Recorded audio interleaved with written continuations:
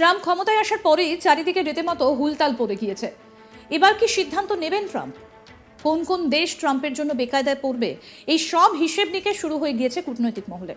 আর তার মধ্যেই ধীরে ধীরে যেন নিজের অবস্থান জানান দিচ্ছেন ট্রাম্প। এবার কানাডার বিরুদ্ধে রীতিমতো গর্জে উঠলেন মার্কিন প্রেসিডেন্ট ডোনাল্ড ট্রাম্প। জাস্টিন ট্রুডোর দেশের বিরুদ্ধে একের পর এক অভিযোগ তুললেন ট্রাম্প। তিনি বলেছেন, প্রতিবেশী কানাডাকে যুক্তরাষ্ট্রের একটি অংশ করে দেওয়ার ধারণাটি দারুণ। তিনি পুরো এই গোটা কানাডাকে রীতিমতো কাঠগড়ায় দাঁড় করিয়েছেন। সোশ্যাল মিডিয়ায় এই বিষয়টা পোস্ট করেছেন ট্রাম্প। তিনি বলেন, কেউ উত্তর দিতে পারে না কেন আমরা কানাডাকে বছরে $10 কোটিরও বেশি ভর্তুকি দিই। অনেক কানাডিয়ান চান কানাডা 51তম অঙ্গরাজ্য হয়ে যাক। এটি কর এবং সামরিক সুরক্ষার ক্ষেত্রে ব্যাপক খরচ বাঁচাবে। আমি মনে করি এটা একটা দারুণ ধারণা, 51তম অঙ্গরাজ্য।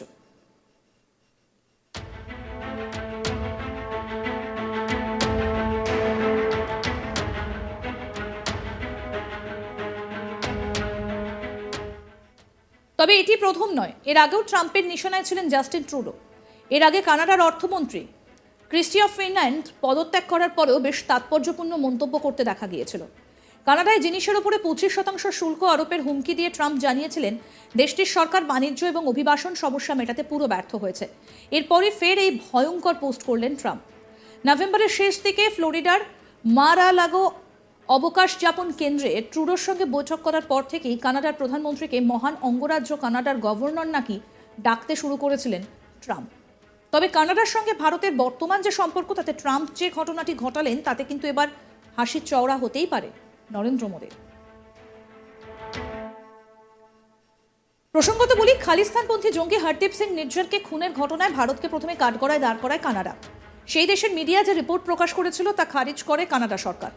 এর আগে আমরা দেখেছিলাম কানাডার বিভিন্ন সংবাদ মাধ্যম, কানাডা পুলিশের ইন্টিগ্রেটেড হোমিসাইড ইনভেস্টিগেশন টিম তার সূত্র ধরে জানিয়েছিল খালিস্তানি জিহাদিদের হত্যার পিছনে নাকি যে ষড়যন্ত্র ছিল তা জানতেন প্রধানমন্ত্রী নরেন্দ্র মোদী।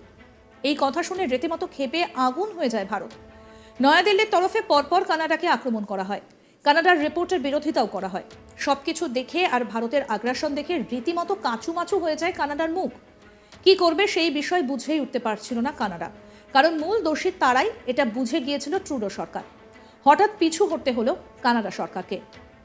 ট্রুডো সরকার বলেছে, ভারতের প্রধানমন্ত্রী নরেন্দ্র মোদী বা তার সরকারের শীর্ষ কর্মকর্তাদের খালিস্তানি সন্ত্রাসবাদী হরদীপ সিং নির্ঝর হত্যাসহ কানাডায় কোনো অপরাধমূলক কর্মকাণ্ডের সঙ্গে কোনো যোগাযোগের কোনো প্রমাণ নেই। কানাডার সংবাদ মাধ্যম নরেন্দ্র মোদীর পাশাপাশি অমিত শাহকেও নিশানা করেছে। তাদের দাবি ছিল নির্ঝরকে হত্যার ছক কষেছিলেন কেন্দ্রীয় স্বরাষ্ট্রমন্ত্রী। প্রধানমন্ত্রী, বিদেশমন্ত্রী এস জয়শঙ্কর এবং জাতীয় নিরাপত্তা উপদেষ্টা অজিত দোভালকে সেই ছকের কথা জানানো হয়েছিল বলেও উল্লেখ করা হয়। গত 13ই অক্টোবর কানাডা সরকার তাদের বিবৃতিতে জানায়, নির্ঝর হত্যাকাণ্ডে কানাডায় নিযুক্ত ভারতীয় হাই কমিশনার সঞ্জয় কুমার বর্মার স্বার্থ জড়িত। এরপরে পুরো 180 ডিগ্রি ঘুরে যায় কানাডা। কিন্তু এবার ট্রাম্প যে মন্তব্য করলেন কানাডাকে নিয়ে, তাতে হাসতেই পারেন মোদী, কারণ এবার ট্রাম্প ক্ষমতায় এলে অনেকটাই গুটিয়ে যেতে পারে কানাডা। এখন দেখার পুরো ক্ষমতায় এলে ট্রাম্প কি করেন।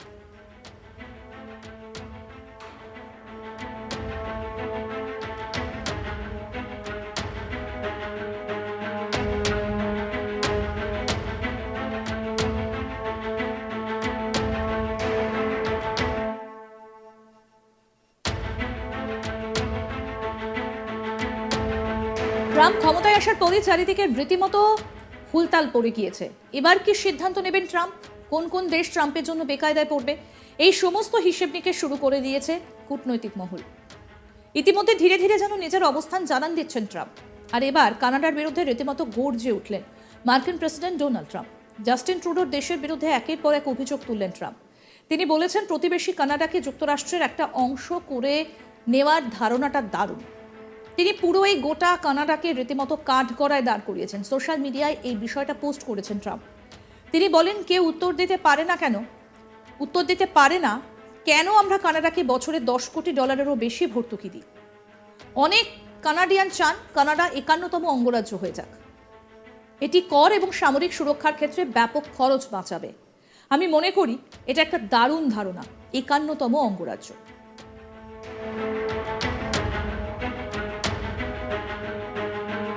তবে এটা প্রথম নয়, এর আগেও ট্রাম্পের নিশানায় ছিলেন জাস্টিন ট্রুডো।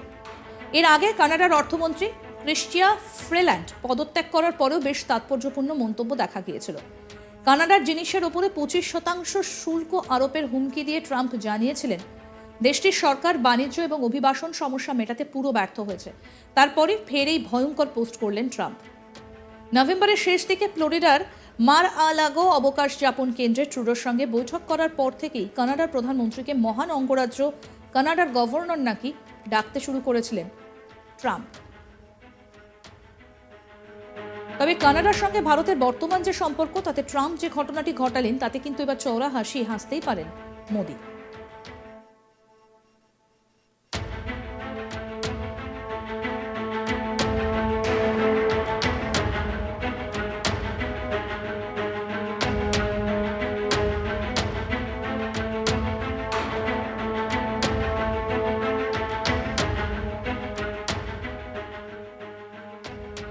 প্রসঙ্গত বলি, খালিস্তানপন্থী জঙ্গি হরদীপ সিং নির্ঝরকে খুনের ঘটনায় ভারতকে প্রথমে কাঠগড়ায় দাঁড় করায় কানাডা।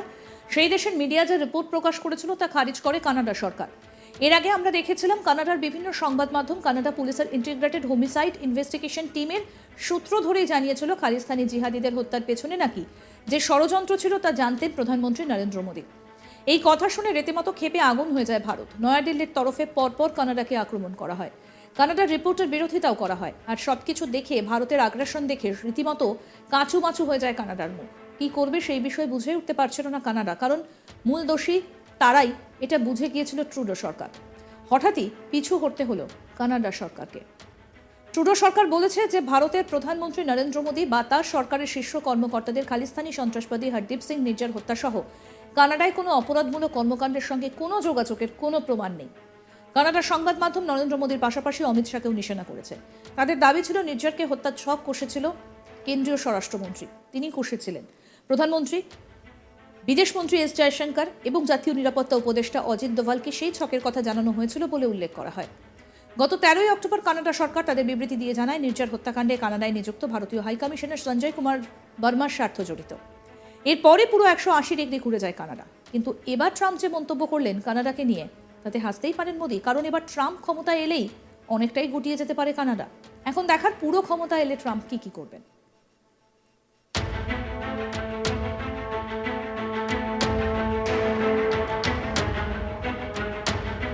আর ইতিমধ্যেই একটি পোস্ট করেছেন ডোনাল্ড ট্রাম্প। তিনি লিখেছেন, কে উত্তর দিতে পারে না কেন আমরা কানাডাকে বছরে $10 কোটিরও বেশি ভর্তুকি দিই। অনেক কানাডিয়ান চান কানাডা 51তম অঙ্গরাজ্য হয়ে যাক।